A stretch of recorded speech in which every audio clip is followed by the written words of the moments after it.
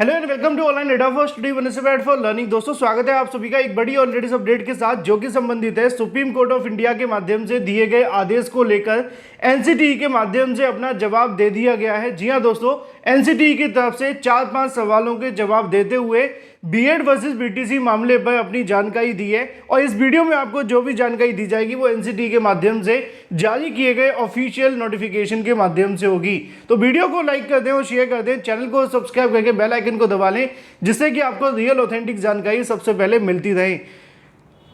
जब से supreme court के माध्यम से आदेश दिया गया तभी से लगातार बीएड अभ्यर्थी एनसीटीई के जवाब का इंतजार कर रहे हैं, खासतौर पर बीटीसी अभ्यर्थी भी, क्योंकि कभी अगर बात की जाए बिहार शिक्षक भर्ती को लेकर अभ्यर्थी सुप्रीम कोर्ट गए हैं, तो कभी छत्तीसगढ़ को लेकर, तो कभी केवीएस पीआरटी के बारे में, यानी कि हर भर्ती को लेकर मामले फिर से कोर्ट में जा रहे हैं और बार बार सुप्रीम कोर्ट में याचिकाएं दाखिल हो रही हैं। और इसके पीछे की सबसे बड़ी वजह है एनसीटीई का जवाब, क्योंकि एनसीटीई इस मुद्दे पर ज्यादा खुलकर जवाब नहीं दे रही थी। अब एक बार फिर से अगर बात की जाए एनसीटीई के माध्यम से 4 सवालों के जवाब देते हुए आपको जानकारी दी गई है। पहले मैं आपको बता देता हूं कौन कौन से वो सवाल हैं जिनको लेकर एनसीटीई के माध्यम से अपना जवाब दे दिया गया है,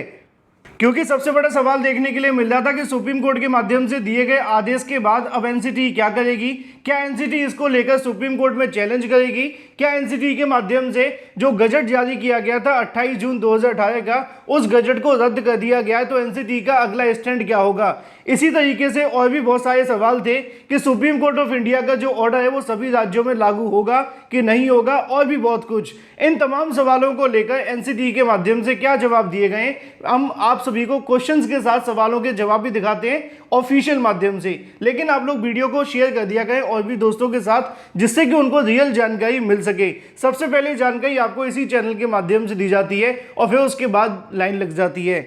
तो यहाँ पे सबसे पहले देख लेते हैं उन सभी क्वेश्चंस के बारे में। तो आप सभी को देखने के लिए मिलेगा as per Supreme Court judgment SLP 20743 2021 point number 37 के बारे में यहाँ पे लिखा हुआ है कि अपील को डिसमिस कर दिया गया है। जजमेंट 25/11/2021 को जो राजस्थान हाईकोर्ट के माध्यम से दिया गया था, जिसमें एनसीटीई के 28 जून 2018 के नोटिफिकेशन को क्वैश कर दिया गया था या फिर सेट असाइड कर दिया गया था, और साथ में जो पेंडिंग रिट पिटीशन थी उन सभी को डिस्पोज कर दिया गया था in light of above judgement के रूप में। लेकिन as per honourable supreme court of India judgement date 26/6/2018 NCTE notification has been quashed, यानी कि जो एनसीटीई के माध्यम से नोटिफिकेशन जारी किया गया था उसको क्वैश कर दिया गया है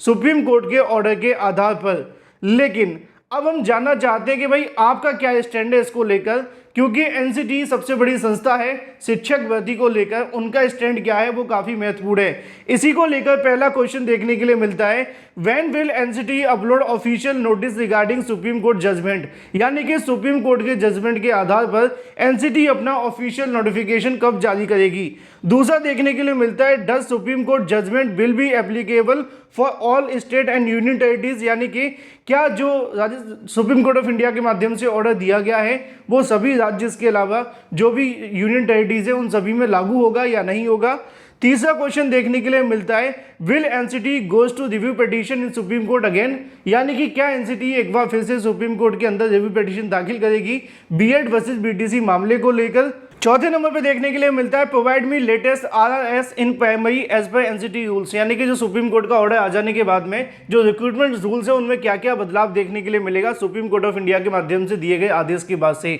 और भी बहुत सारे सवालों के जवाब यहाँ पर एनसीटीई के माध्यम से दिए गए। छात्रों ने बहुत अच्छे सवाल पूछे थे, इन सवालों का जवाब एनसीटीई ने क्या दिया है इसको लेकर जानकारी आपको यहाँ पर देखने के लिए मिल जाएगी। यहाँ पर डेट ऑफ एक्शन आप सभी के सामने देखने के लिए मिल जाता है, 30/8/2023 को डेट ऑफ एक्शन है और आज ही मैंने आप सभी को दिखाना है। नीचे आप सभी को देखने के लिए मिल जाएगा, there is no such record information available for NCTE official record, ठीक है। नीचे लिखा हुआ है, the applicant may refer NCTE regulation 23/8/2010, 29/7/2011, 22/11/2014 और 13/11/2019 और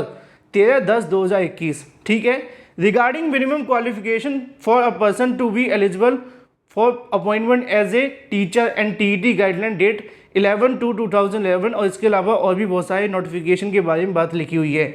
जो यहाँ पे उनके माध्यम से मिनिमम क्वालिफिकेशन के बारे में बताया जाता है, तो उस पर उनकी तरफ से जवाब वही दिया गया जो पहले वो कई बार दे चुके हैं। उन्होंने ये बताया कि जो नोटिफिकेशन ऊपर लिखे हुए हैं 2010 वाला, 11 वाला, 14, 19, इसके अलावा 21, ये मिनिमम क्वालिफिकेशन है जो कि टीचर बनने के लिए हैं। टीईटी के लिए क्या मिनिमम क्वालिफिकेशन है तो वो इनके अंदर दी गई हैं, लेकिन उनके माध्यम से इनका लिंक भी दिया गया है। मैं आपको ये नहीं बताऊंगा क्योंकि पहले भी कई बार मैंने आपको बता दिया है इनके बारे में क्या नोटिफिकेशन थे ये।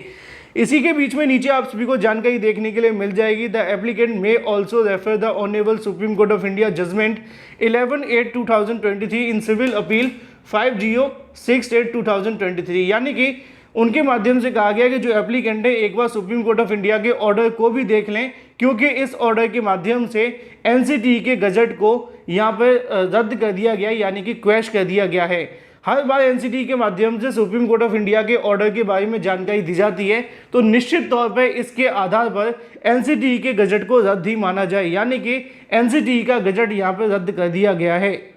तीसरे नंबर पे आपको देखने के लिए मिलता है एनसीटी के माध्यम से बताया जाता है कि NCT has not let down minimum qualification subject wise, यानी कि सब्जेक्ट वाइज को लेकर कोई भी एनसीटी के माध्यम से जानकारी नहीं दी गई है। इसी तरीके से द एप्लीकेंट में ऑल्सो अप्रोच रिक्रूटमेंट एजेंसी और बोर्ड के पास जाने की उनको सलाह दी गई है। साथ ही चौथे नंबर पे लिखा हुआ है the NCT act rules and regulations are also available on NCT website www.nct.gov.in, यानी कि उनके माध्यम से इन सभी पूछे गए सवालों का जवाब सही तरीके से न देते हुए एक बार फिर से छात्रों को घुमा दिया गया है। छात्रों ने बिल्कुल सीधा सवाल पूछा था कि आपका जो नोटिफिकेशन वो कब जारी होगा, आपका इसको लेकर स्टैंड क्या है, सुप्रीम कोर्ट का ऑर्डर सभी राज्यों में लागू होगा कि नहीं होगा, आप सुप्रीम कोर्ट दोबारा रिव्यू पिटीशन दाखिल करेंगे कि नहीं करेंगे, और सुप्रीम कोर्ट का ऑर्डर आने के बाद क्या योग्यता रहेंगी। इसको लेकर एनसीटी के माध्यम से एक बार फिर से वही जानकारियां दे दी गई हैं जो पहले मांगी गई थी छात्रों की तरफ से, लेकिन एनसीटी की तरफ से अभी भी इस मुद्दे पर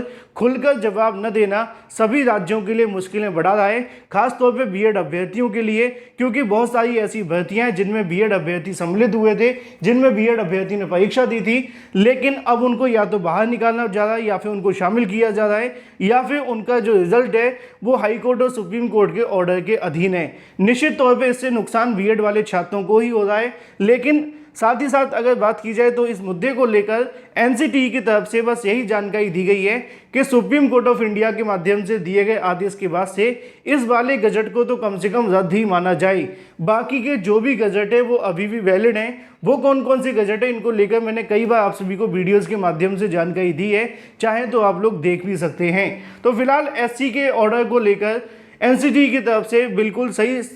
जो जवाब मांगे गए थे या क्वेश्चंस पूछे गए थे उनके आंसर न देते हुए एक बार फिर से छात्रों को गोल गोल घुमा दिया गया है, जैसा कि हमेशा राजनीतिक पार्टियां करती हैं। फिलहाल एनसीटी भी ऐसा ही कर रही है, क्योंकि छात्रों को खुलकर न बताना ये भी छात्रों को एक तरीके से गुमराह करना ही है। एनसीटी हो या एमएचआरडी इस मुद्दे पर आकर खुलकर जानकारी देनी चाहिए, जिससे कि छात्र अपना जो अगला स्टैंड है या जो भी अपना अगला स्टेप है उसको सही तरीके से ले सकें। फिलहाल ये थी अभी अभी की एक छोटी सी लेटेस्ट अपडेट जो कि एनसीटी के माध्यम से ऑफिशियल नोटिस जारी करके दी गई थी सुप्रीम कोर्ट ऑफ इंडिया के ऑर्डर के बारे में। Thank you for watching this video.